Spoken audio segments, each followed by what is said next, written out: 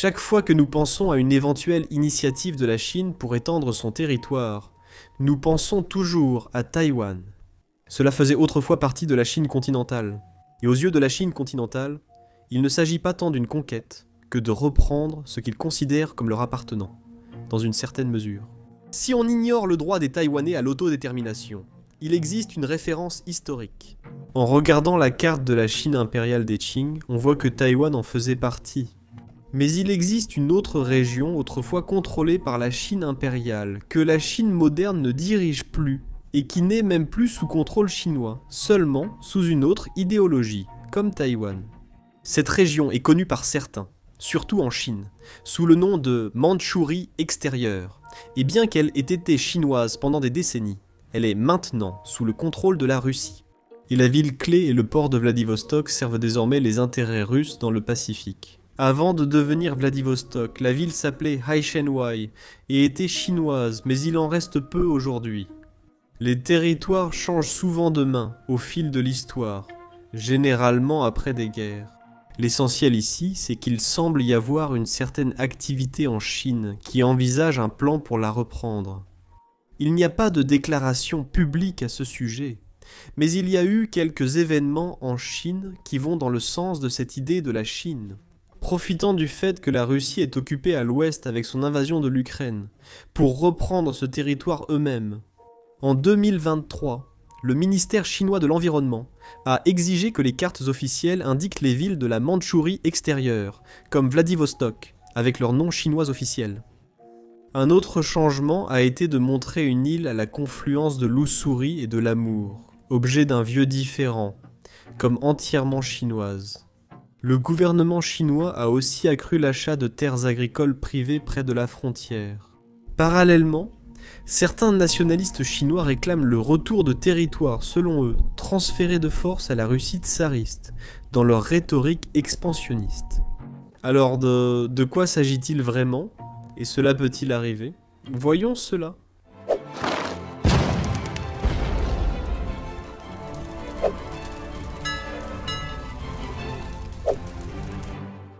Je souhaite d'abord expliquer l'histoire de la région, comment elle est devenue chinoise, puis perdue au profit des Russes, et ce qui s'est passé ensuite. Mandchourie est entrée dans les langues européennes via des explorateurs néerlandais. C'est la version latine du nom japonais Manchu, désignant la région des Mandchous, datant du XVIIIe siècle. Les Mandchous sont les natifs de la région. Cette région englobe aujourd'hui l'ensemble du nord-est de la Chine et une partie de l'extrême-orient russe actuel, au sud de la rivière Ouda. L'existence des Mandchous est essentielle, car malgré la présence historique de la diplomatie et de l'influence chinoise dans la région est devenue une province centrale de l'empire lorsque les Mandchous ont pris le pouvoir en Chine avec la dynastie Qing. Les Yuan la dirigeaient indirectement, comme d'autres régions, via leur héritage tribal mongol. Les Ming avaient une influence, mais limitée. Ce n'est qu'après 44 que les Qing se sont étendus et ont réellement gouverné toute la Chine, traitant la Mandchourie comme un cœur stratégique et non plus simplement comme une région frontalière. Parce que c'est de là qu'ils venaient, et que c'est à partir de cette région qu'ils ont pris le pouvoir en tant que dynastie impériale. L'une des caractéristiques principales était qu'ils ont initialement limité l'installation à grande échelle des Han dans certaines parties de la Mandchourie pendant de longues périodes afin de préserver le contrôle mandchou. Avec le temps, ils ont autorisé puis encouragé la migration des Han pour la culture et les recettes fiscales. Mais la zone, plus tard nommée Mandchourie extérieure, au nord de l'Amour et à l'est de l'Ussuri, demeurait leur conception de frontière. C'était une région éloignée, probablement peu peuplée, et assez peu administrée, et tous ces éléments ont eu leur importance lorsque les Russes sont venus frapper à la porte. Comme la Chine des Qing étendait ses territoires, la Russie tsariste annexait l'Asie centrale et colonisait la Sibérie orientale. Même à cette époque, atteindre l'Alaska et la Mandchourie extérieure chinoise était un obstacle, en quelque sorte. Tout a commencé au XVIIe siècle, lorsque des expéditions menées par les Cosaques russes atteignirent le bassin de l'Amour et construisirent ou occupèrent des forts, Albazine étant le plus célèbre. Les forces impériales chinoises se sont battues assez durement pour éliminer ces positions russes, et après des conflits comme le siège d'Albazine. En 1685, la Russie se retira contre une frontière stable et le commerce avec la Chine. Ils savaient aussi qu'il leur fallait du temps pour construire des infrastructures afin d'approvisionner des forces militaires depuis la Russie européenne. Le traité de Nertchinsk de 1689, premier accord officiel entre les deux empires, fixa la frontière près de la rivière Argoun et des montagnes Stanovoï. Cela a écarté la Russie de la Mandchourie, mais de nombreux Russes y voyaient une perte territoriale. Ils pensaient avoir découvert ou colonisé la région et la cédaient aux Chinois, qui bien sûr avaient une vision toute différente. C'était leur terre, mais les Russes venaient d'arriver et de la prendre. Le différend a alors commencé, et l'accord frontalier n'a pas duré. Au milieu du XIXe siècle, les Qing ne pouvaient plus défendre leur frontière nord-est.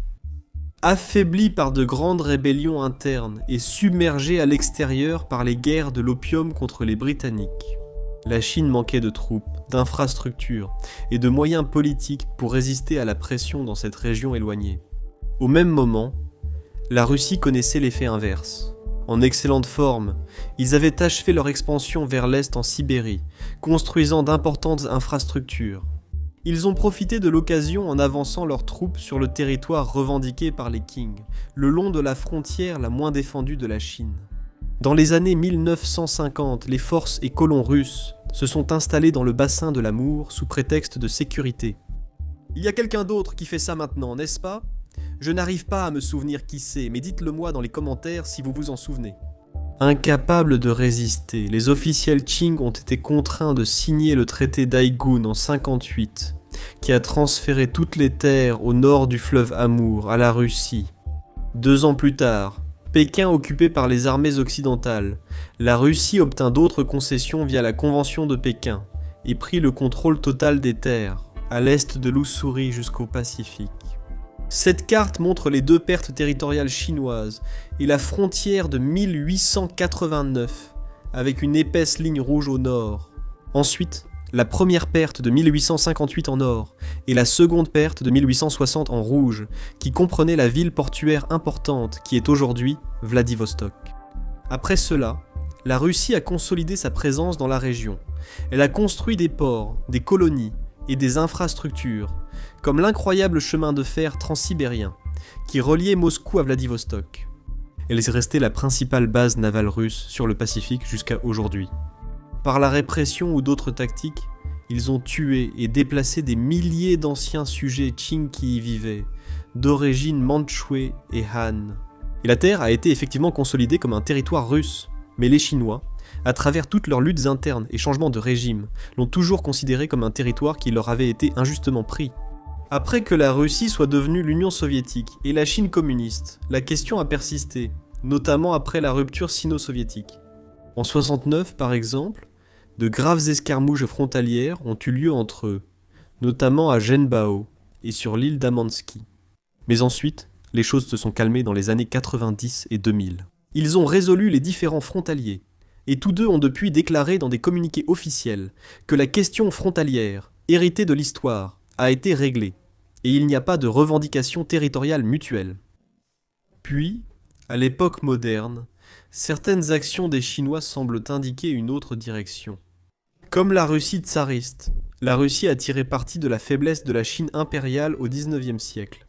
La Chine moderne pourrait-elle appliquer la même stratégie aujourd'hui, tirant parti de la fragilité économique russe liée aux sanctions et de sa dépendance commerciale envers elle, militairement occupée à l'ouest, pour s'immiscer lentement et potentiellement reprendre la Mandchourie extérieure? C'est probable en regardant les faits, mais voyons pourquoi la Chine agirait ainsi. Je pense que du point de vue chinois, Vladivostok et la région qui l'entoure sont précieux pour 3 grandes raisons: l'histoire, la stratégie et l'influence. D'abord, l'aspect historique découle de ce que nous avons appris ici. La région a été prise à la Chine au XIXe siècle. La culture politique chinoise moderne évoque cette période comme le siècle de l'humiliation.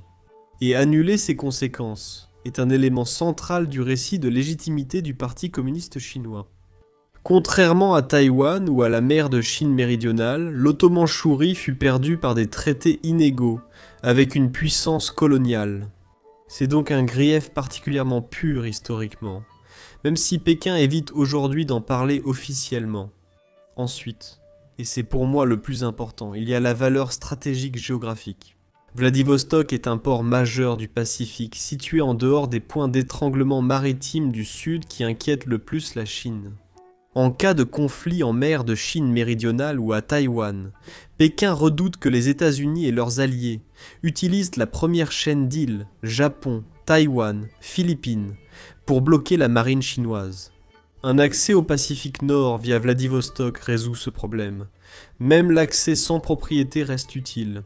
La Chine dispose ainsi d'une voie alternative pour le commerce, l'énergie, les importations et la marine, évitant les eaux contrôlées par les alliés des États-Unis. Cette logique s'étend au nord jusqu'à l'Arctique, avec la fonte de la glace polaire. Les routes maritimes arctiques sont plus viables, et la Chine s'est dite État proche de l'Arctique, quoi que cela signifie. Vladivostok et l'extrême-orient russe relient naturellement la Chine aux routes maritimes arctiques, aux projets énergétiques, et à l'extraction de ressources. Contrôler la région permettrait à la Chine de relier sa stratégie pacifique à ses ambitions arctiques, réduisant sa dépendance aux routes maritimes du Sud. Et troisièmement, il y a l'aspect qui nous offre une opportunité, à savoir le déséquilibre de pouvoir entre la Chine et la Russie en ce moment. Depuis l'invasion de l'Ukraine, la Russie dépend économiquement de la Chine, est militairement surmenée et isolée diplomatiquement. Ses défenses en Extrême-Orient ont été réduites pour la guerre. La région, peu peuplée, est économiquement fragile.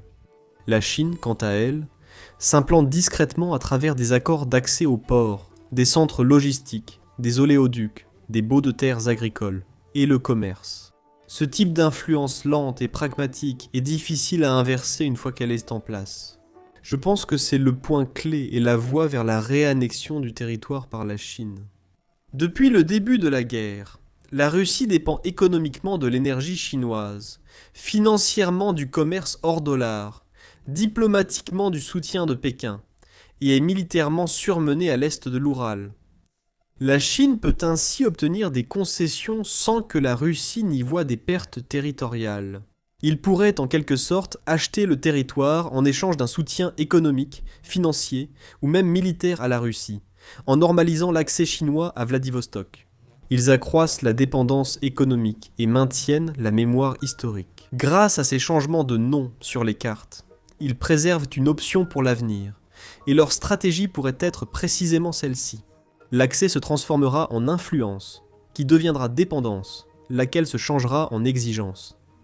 Dans certaines circonstances, la Russie pourrait ne pas être en mesure de dire non à cela. Une invasion militaire aura-t-elle jamais lieu ? Je ne pense pas.